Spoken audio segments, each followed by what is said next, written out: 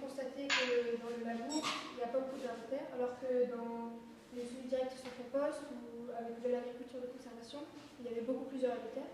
Donc ça nous a aussi permis à pouvoir savoir pourquoi, qu'est-ce qui était le mieux pour le sol, comme ça. Donc entre les vers de terre, on a trouvé différentes sortes de vers de terre. Donc là, on a les épigées, donc c'est des tout petits vers de terre qu'on trouve juste à la surface de la terre. En fait, ils ne creusent pas du tout. Là, on a les anéciques, donc c'est les vers de terre qui font le yo-yo. En fait, ils labourent le sol tout seul. Et c'est ceux qui permettent de labourer le sol. Et c'est ceux aussi qui font les petites cabanes à vers de terre, aussi qu'on voit souvent.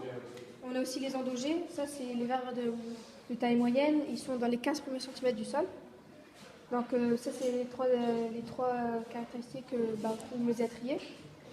Donc ça, c'est quelques images de nos relevés qu'on a fait. Vous êtes allés où? On a été à plusieurs endroits. Là, sur celle-là, on était à Pernes-les-Boulognes. Aussi, on était à Guels. On aussi été à Coulogne, donc sur les parcelles légumières juste à côté. Et comment est-ce qu'on s'y prend alors pour faire des prélèvements? On prend 2 pots de moutarde de 250 grammes Amora fine et forte.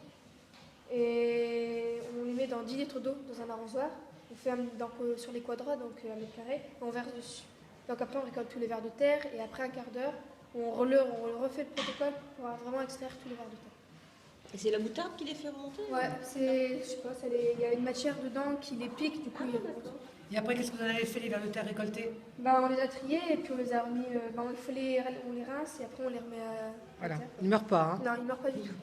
Et alors à côté, c'est quoi? Donc à côté, c'est une maquette pour montrer ce qu'on font les vers de terre dans le sol. Donc là, les fils comme ça, à l'horizontale, c'est les endogés, donc ça montre leur circuit. Et les fils qui descendent, qui montent, c'est les anéciques, donc c'est ceux qui font le yo. Et dans la petite fine couche là, c'est les épigées, c'est ceux qui ne creusent pas du tout. Donc venez, je vais vous expliquer la différence entre les vers de terre adultes et les vers de terre juvéniles. Donc les juvéniles, ils n'ont pas du tout de bague. Donc là, il a une bague. Alors que lui, il a une bague ici. Donc le fait d'avoir une bague, en fait, si on regarde un producteur, en fait, ça enferme tous ces trucs pour se reproduire. Et donc c'est pour ça. Donc ça, c'est considéré par l'adulte, c'est au bout d'un an, normalement qu'il est. Donc voilà. Et je vais aussi vous présenter, où vous avez sans doute été déjà dans de la pelouse, il y avait aussi des petites cabanes à vers de terre. Donc les vers de terre sont des petites structures, donc c'est souvent ce qu'on appelle les épreuves de vers de terre. Ils font aussi des petites galeries pour rentrer, donc là il y a un tout petit truc de galerie ici. Et aussi les vers de terre, des sortes manières.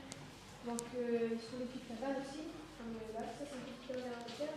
Donc la nuit il sort et il ramasse tout ce qu'il faut pour arrêter ça. Là voilà.